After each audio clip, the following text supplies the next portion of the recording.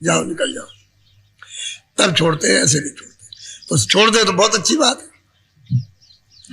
घेराघारी बंद करते हो, कहते हैं इनसे समझ बूझ के रहना कि ये किधर लिए जा रहे हैं, क्या कहना चाहते हैं, क्या करना चाहते हैं, क्या कराना चाहते हैं, समझ बूझ के और मजबूती से सत्संग के बच्चों को पकड़े रहना। तो इनको तोल लोगे, समझ लोगे, तो फिर इनके चक्कर में नहीं फंसोगे। और जरा सा भी अगर भूल गए तो फौरन आपको फंसा लेंगे। तेरी हानि लाभ नहीं सोचे अपने स्वार्थ। कहते हैं कि भाई तेरा ये हानि लाभ नहीं, कि तेरा हानि क्या लाभ क्या, कुछ नहीं। उनको तो अपना स्वार्थ सिद्ध करना है। तू कहीं भी चला जाए, मर जाए, कुछ हो जाए, उनका फायदा हो जाए, अपना अपना देखते हैं सब। और तेरी हानि और लाभ में उसमें कुछ नहीं। तो रोए दिन भर रोता रहो, चिल्लाता रहो, तो कोई सुनने वाला नहीं। उनका स्वार्थ सिद्ध होना चाहिए। बस कहते हैं इससे तुम्हारे मित्र है, साथी है, ये रिश्तेदार, बाकी कोई अपना। तू भी चतुरा गुरु का प्यारा, उन संग रहूं गुरु चरण समान। चतुर बन जाओ, होशियार, उनके साथ रहो, लेकिन तू अपना मन, अपना चित्त चरणों में लगाए रहो, महापुरुषों के, उनके साथ रहो। वो तुझे क्या धोखा देंगे। जब गुरु की आज्ञा का पालन करेगा, उनके शब्दों को याद रखेगा, कुछ नहीं कर सकते। वही रहो उसी जगह, उनसे खुद काम ले ले, उनके चक्कर में मत फंस। तो जो होशियार होते हैं उनसे सब काम ले लेते हैं, और सब जानते रहते हैं कि देखो अपने स्वार्थ की बात करते हैं, अपना काम ले लेंगे, उनके चक्कर में कभी नहीं फंसेंगे, और धीरे से निकल जाएंगे। पीछे रोता रहेगा, बड़ा होशियार निकल गया, बड़ा चालाक निकल गया, हमारे चक्कर में नहीं आया। होशियार सावधान रहते, जो गुरु के प्यारे और शब्दों को जो पकड़े रहते हैं, वो कभी चक्कर में नहीं फंसते। वो हमेशा जगे हुए रहते हैं, नहीं तो बहका देंगे, आप फंसा देंगे। जहां जाइए उसी जगह पर सब फंसाए हुए एक दूसरे को, निकलने नहीं देते, और मिलेगा कुछ भी नहीं। अरे भाई कोई कहे कि मैं धन धाम मैंने कमा लिया, मैंने ये चीजें बना ली, तो क्या उसका क्या है। जब यही नहीं है, किराए का मकान है, इसी को खाली करना है, तो बाकी और क्या रहेगा आपका। क्योंकि ये देशी आपका नहीं है, सामान ही आपका नहीं, यही आपका नहीं है। ये तो अभी मिला, अभी खत्म हो जाएगा। देखते देखते मिला, और देखते देखता बच्चा चला जाता, बच्ची चली जाती, पति चला जाता, पत्नी चली जाती, ये खत्म हो जाता। नाता रिश्ता तो टूटा ही, मानने की चीज है कि भाई तुमने मान लिया, लेकिन रिश्ता नाता जिससे करना चाहिए तो उससे तो किया नहीं। अब महापुरुष मिलते तो जिससे रिश्ता नाता टूट गया उससे जोड़ देते, तो तुम हमेशा के लिए निर्भय और अचल हो जाते। उससे तो संबंध टूटा, अब ये जोड़ रहे हो रिश्ते नाते नासमान वस्तुओं से कि ये मेरा रिश्ता, ये मेरे, ये उसके, वो उसके, मैं इस जात का हूं, मैं उस जात का हूं, ये हूं। इसमें किसका रिश्ता नाता पर्दों से, ये तो खोल है, खोल से रिश्ता नाता।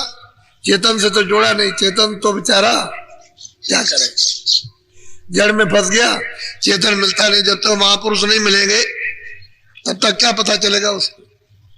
यानी इतना सुलभ है, इतना सीधा है, इतना आसान। ये घर तुम्हारा नहीं है तो परदेश है। बहुत दिनों से यहाँ आते जाते रहे, कब तक कहाँ रहे, आए गए आए गए आए गए, कितने बार अपना देश बनाया, लेकिन कभी देश अपना नहीं हुआ, ना तुम देश के हुए। बस खाली अज्ञान में बोल रहे हो कि मेरा देश है, मेरा घर है, मेरे रिश्तेदार, मेरे साथी, कोई किसी का नहीं, सब टूट गए। जहां गए हो वहां तो ये कोई रिश्ता नाता नहीं। इन जड़ वस्तुओं तो चेतन ही चेतन है, वहां न कोई जन्मता, न कोई मरता है, न अग्नि है, न पानी है, न वायु है, न ये मकान है, मनुष्य शरीर, ये कुछ नहीं है। न ये पृथ्वी है, न सूरज है, न चांद है। ये झगड़ा झंझट वहां है ही नहीं। ये तो सब मसाला बाहर निकाल दिया, यहाँ झगड़ा झंझट हो गया। इसमें जीवात्माओं को ला करके तपस्या के बसीभूत होकर के दे दिया मालिक ने, कहा अच्छा ठीक है। तो जब वो मालिक खुश हो गया तो उसने दे दिया, यहाँ ला करके फंसा लिया, अब इसमें फंस गए तो छोड़ते ही नहीं हो। तो तुमको अपना घर तो अपना पता तो मालूम नहीं कि भाई मेरा घर कहाँ है, तुम तो इसी को अपना घर समझते हो और समझते समझते इसी में चले जाते हो, किसी का कुछ नहीं। वो दुनिया देख रही है कि जा रहे हैं, वो जा रहा कह रहा था मेरा घर है, ये मेरा देश है, मेरी जाति है, मेरा है ये, और है किसी का नहीं। बस चम पानी जैसा बुल्ला उठा फूट गया, ऐसे ही नरदेही है, दिखाई दी होगा वो, और हम उसके लिए रोते रहे। नरदेही किसी के हाथ आने वाली है, ये तो छाया है माया की, उसने गायब कर दिया। रो, यही तो मोह ममता है, इसी में तो चिल्लाता, इसी का बोध तो महापुरुष कराते हैं कि तुम्हारा कुछ नहीं है, तुम भूल भरम में फंसे हुए हो। अरे भाई जहां तुम्हारा वहां तो उसका नाश नहीं होता, वो तो सदा स्थिर और अचल है। तुम वहां चलो, तुम अपने घर से आए, अपने घर में वापस लौटो। तो जब कोई जाने आने वाला मिलेगा तब तो जाओगे, और जाने आने वाला नहीं मिला तो किसके साथ जाओगे? तुम तो चले आए हो वहां से, अभी तक वापस लौट नहीं गए। और जब वो आता है लेने के लिए तो कहते हो हम नहीं जाएंगे, हम नहीं जाएंगे, हम वहां नहीं जाएंगे, हम तो यही रहेंगे, यही हमारा सब कुछ है, यही ये तुम्हारा है, यहाँ तो तुम्हारा कुछ नहीं है। तुम कितने बार आए, किसके बच्चे बने, किसी की बच्ची बने, किसके माँ बने, किसके आप बाप बने, फिर उसी के पिता बन गए, फिर उसी की माँ बन गए, फिर उसके बच्चे बन गए। यही झगड़ा झंझट हमेशा होता रहा और अभी तक समझ नहीं पाए। तो मनुष्य अनमोल शरीर ये जो आपको मिला है, वो दरवाजे पर जीवात्माओं को बैठा दिया, और ये ज्ञानवान शरीर है। इसमें बुद्धि विशेष करके लोक में तो ये समझना चाहिए कि भाई आगे क्या था, पीछे क्या और अब क्या है। इसको दो कि बुद्धि से कुछ समझना कि भाई तो कोई चीज अपनी है नहीं, तो बुद्धि से नहीं समझते हो, ममता में फंसाए हुए, कहते हैं समझ बूझ करके। तो जो होशियार होते हैं वो महात्माओं के बच्चों को पकड़े रहते हैं, उनसे काम ले लेते, अपना नहीं फंसते। यही तो होशियारी। बोलो।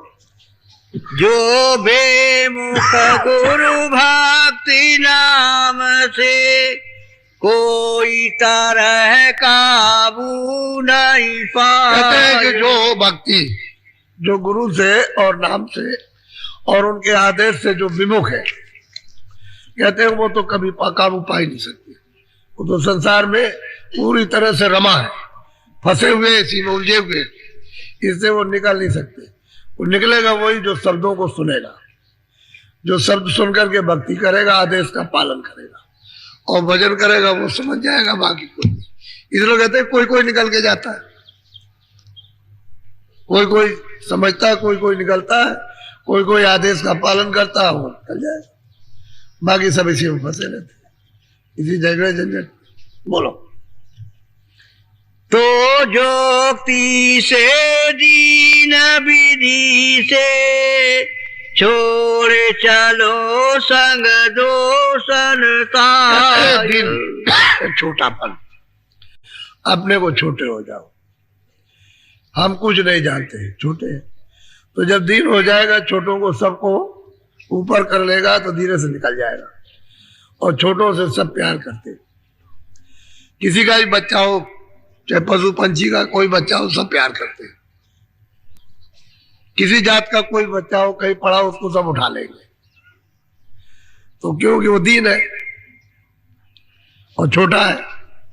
दीन उसी को कहते हैं जो सबसे छोटा हो, और जो बड़ा होता, बड़ा घमंडी होता है, अहंकारी, उससे नहीं लोग प्यार करते, उसको तो कहते हैं घटो। तो कहते हैं कि दीन विधि, तुम क्या अपनाओ, दीनता अपनाओ।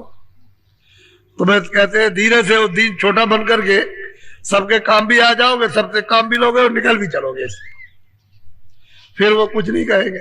वो क्या समझेंगे, तो मेरे हैं, कि दीन है, छोटा है तो मेरा।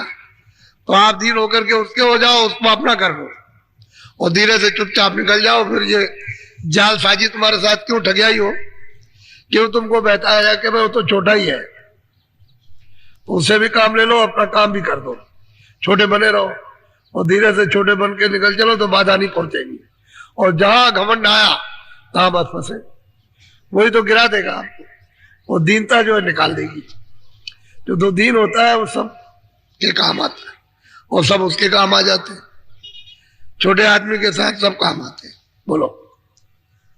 जो सन्मुख गुरु भक्ति न हमसे होई कदाचित मेल मिला। कहते हैं कि जो सन्मुख है गुरु भक्ति के, गुरु आदेश के जो सन्मुख है, और नाम के जो रोज अभ्यास जो साधन करते हैं, नाम के साथ जुड़े रहते, उनका क्या बिगड़ने वाला?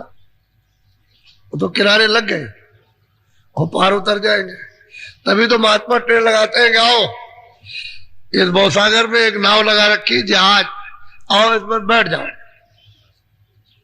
उसमें बैठा देते हैं उसी नाम पर, और ट्रेन लगाते हैं कि ज्वार भाटा आने वाला है, इसमें बैठ जाओ जल्दी से। और बस जैसे ही मतलब ज्वार भाटा मालिक की दया का आया, और किनारे दरवाजे पे बैठे हो इंतजार कर रहे, बस जोर से आया और लेकर के चला गया, एक ही लहर में पार कर देता। कहते हैं कि जो सन्मुख है गुरु आदेश के, सत्संग के सन्मुख, गुरु के सन्मुख, और नाम की जो कमाई करते, बिल्कुल किनारे बैठे हुए इंतजार ही कर रहे हैं मालिक की दया की। बस जैसे ही उसका वो ज्वार भाटा दया का आया, बस निकल गए और पार चले गए। उनको देर भी नहीं लगती, एक पलक भी नहीं लगता, इतनी जल्दी जाते रहे। दरवाजे पर तो बैठे रहो, रोज हाजिरी दो, चारों तरफ से मुड़ करके और अंदर बैठ करके दोनों आंखों के मध्य भाग में सामने रोज दरवाजे पर हाजिरी दो, इंतजार करो सुनने का और देखने का। तो उसी वक्त में आ जाएगा, किसी वक्त में भी आए, रात को, फिर सुबह, शाम, जैसे तुम बैठोगे सट से ले जाएगा। खींचने में क्या देर लगेगी उसको? फिर देर नहीं लगती। तो द्वार बाटा की उसकी कृपा दया है, तो बेग है, उसमें बड़े बड़े स्टीमर किनारे लगे होते हैं, उसी का तो इंतजार करते हैं ज्वार भाटा आएगा। तो ये मतलब वैसे नहीं जा सकते जहाज, बस पानी आया बस लेकर के चले गए। ऐसे ही दया का उमगाह होता है। बोलो, भक्त न छूटे कोई जोक्ति से, नहीं तो बाहु विधि रहो। जीवों को समझाते हैं कि देखो भक्ति आदेश का पालन किसी विधि से छूटने न पाए। जो तुमको बताया है उसको करो, कि भाई गृहस्थी में ऐसे रहो, ये अपना दिन में काम करो ईमानदारी मेहनत के साथ, शाम को बच्चों की सेवा करो और भजन। कहते हैं ये छूटने न पाए किसी विधि से भी, बस तो काम हो जाएगा। और ये छूट गया, सत्संग भी चला गया, वचन भी याद नहीं रहे जो बताया था गृहस्थी में कि तुम ईमानदारी मेहनत से काम करना, बच्चों की सेवा करना, वो भी चला गया। झगड़ा झंझट खड़ा कर लिया, तो उससे भी क्या उठते हो, भजन भी नहीं करते। यानी सब प्रकार से तुम यानी गिर गए, तो फिर कैसे कल्याण होगा? कहते हैं तुम भक्ति भाव से चूको मत, भजन से चूको मत, बस काम बना बनाया। इसी को तो लगाते हैं कि तुम रोज करो, नागा कभी मत करो। 2 मिनट करो, 4 मिनट करो, 10 मिनट करो, 15 मिनट करो, बनते बनते बनत बन जाए। जब 2 मिनट करोगे आदत पड़ती जाएगी, तो तुम 4 मिनट भी, 10 मिनट भी, 15 मिनट भी दरवाजे पे बैठे रहो, काम होने लगेगा। दरवाजे छोड़ के भगोगे तो फिर काम क्या होगा? तो काम तो दरवाजे ही पर होगा, जो हरि का दरवाजा है उसी पर काम होता। तो दरवाजा अंदर में, बाहर तो नहीं, क्योंकि जीवात्मा में कान भी है, आंख भी है, नाक भी है। शरीर में 2 कान है, 2 आंख है, 2 नाक है। ये शरीर के तो बाहर से काम करते हैं, और अंदर से जो है वो जीवात्मा की आंख, कान, नाक काम करते, उनसे काम लेना है। आंख से काम लो, कान से काम लो, नाक से काम लो। नाक सुगंधी का काम करती है, आंख देखने का काम, कान सुनने का काम करते हैं। ये तीनों चीजें उसके अंदर कुदरती है। जब ऊपर से उतर के आई थी अपने धाम से, अपने देश से, ये लेकर के आई थी, बीच में मैं चढ़ा